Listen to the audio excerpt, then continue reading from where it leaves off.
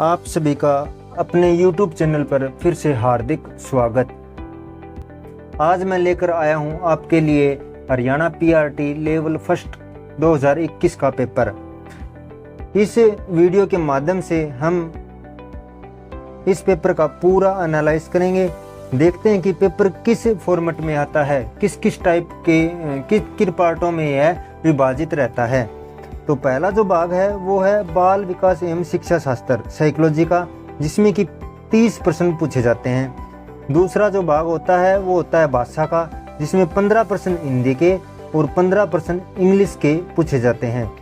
तीसरा जो भाग है वो है सामान्य अध्ययन का, जिसमें 10 प्रश्न मात्रात्मक योग्यता, 10 प्रश्न तार्किक अभिक्षमता और 10 प्रश्न हरियाणा जीके से संबंधित पूछे जाते हैं। चौथा जो भाग होता है वो होता है गणित का, जिसमें 30 प्रश्न होते हैं। और पांचवा भाग पर्यावरण अध्ययन का, जिसमें भी 30 प्रश्न होते हैं। इस प्रकार टोटल जो प्रश्न होते हैं वो 150 ही मिनट में करने होते हैं और हमें 90 अंक लेने होते हैं क्वालिफाई के लिए। आइए अपनी वीडियो की शुरुआत करते हैं। पहला प्रश्न जो आया वो आया, रोसा शाही धब्बा परीक्षण में काले एवं सफेद कार्ड कितने हैं। तो रोसा शाही धब्बा परीक्षण आपको पता ही है, हरमन रोसा द्वारा दिया गया था और यह स्विट्जरलैंड के थे, जिन्होंने 1921 में यह परीक्षण दिया था। उन्होंने 10 कार्डों पर यह परीक्षण दिया, जिसमें 3 कार्ड रंगीन, 5 कार्ड काले और 2 कार्ड विभिन्न रंग के थे। तो पहले में प्रश्न में उत्तर आएगा 4 नंबर। दूसरा है, निम्न में से कौन सा मनोवैज्ञानिक व्यवहारवाद से संबंधित नहीं है। तो ऑप्शन थे वाटसन, स्किनर, हेल और फ्राइड।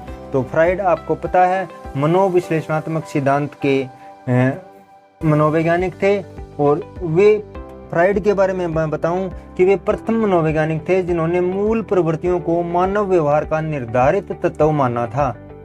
फ्राइड ने व्यक्तित्व संबंधी विचारों को मनोलैंगिक विकास का सिद्धांत भी कहा जाता है। फ्राइड ने 2 मूल प्रवृत्तियां बताई। पहली जो मूल प्रवृत्ति थी वो जीवन मूल प्रवृत्ति, दूसरी मृत्यु मूल प्रवृत्ति। और उसने मन के आधार पर 3 स्तर बताए। पहला था चेतन मन, जो कि 1/10 भाग होता है, 10% होता है मानव के। दूसरा अर्धचेतन मन और तीसरा अचेतन मन, जो कि 9/10 90% भाग होता है मानव का। मन के आधार पर ही उसने व्यक्तित्व को 3 और भागों में बांटा, वो थे इद, अहम और परमहैन। उसने मन की तुलना बर्फ से की थी। ओडिपस एवं इलेक्ट्रा ग्रंथि भी सिगमंड फ्राइड की ही देन है। ओडिपस में लड़का माता की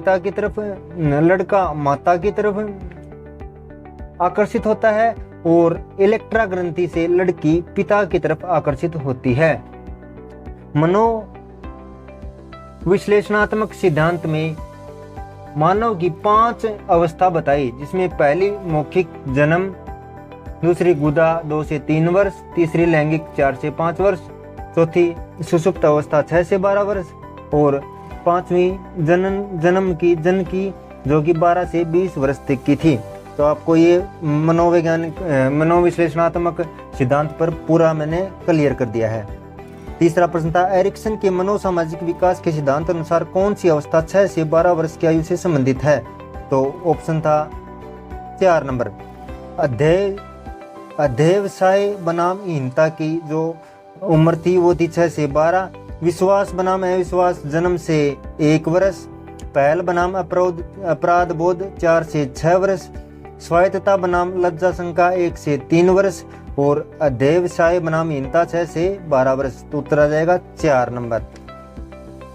अगला प्रश्न, प्रतिक्रियाएं जो किसी विशेष स्थिति में संतोषजनक प्रभाव उत्पन्न करती हैं, उस स्थिति में उनके फिर से होने की अधिक संभावना होती है। सीखने का यह नियम किसके द्वारा दिया गया था। तो यह जो नियम दिया गया था वो दिया गया था थॉर्नडाइक के द्वारा। अगला प्रश्न, प्रेरणा प्रबलन हास सिद्धांत के प्रदातक हैं। तो उत्तर था हेल।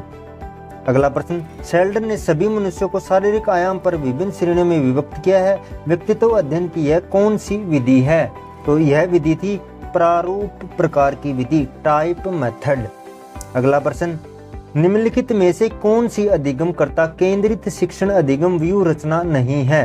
तो आपको बताना है व्याख्या, बुद्धि का त्रिविमीय सिद्धांत किसके द्वारा दिया गया था? तो त्रिविमीय सिद्धांत गिलफोर्ड महोदय द्वारा दिया गया।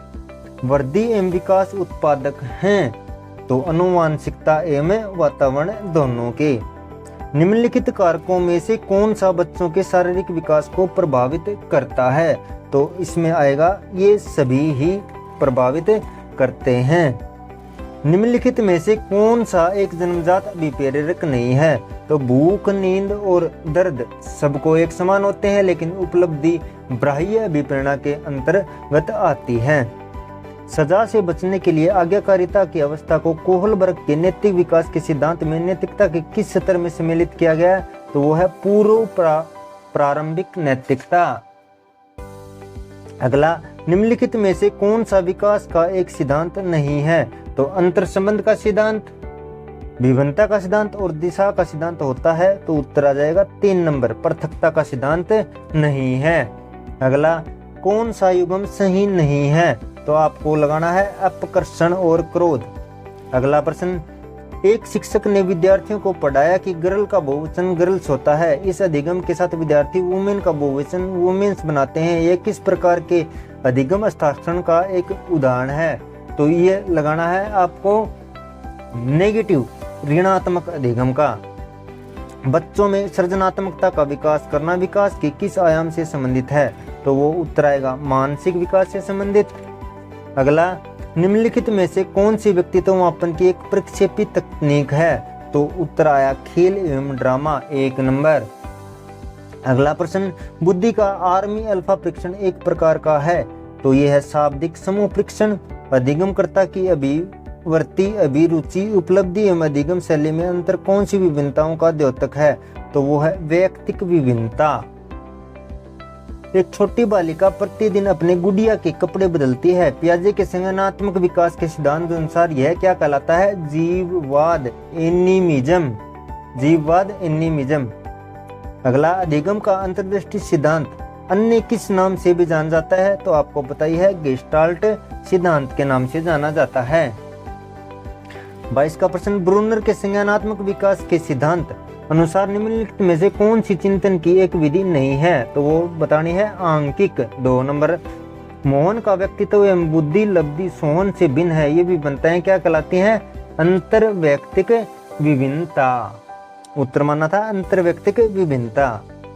24 का प्रश्न देखना, निम्नलिखित में से कौन सा कार्य टोरेंस के सृजनात्मक परीक्षण से संबंधित नहीं है?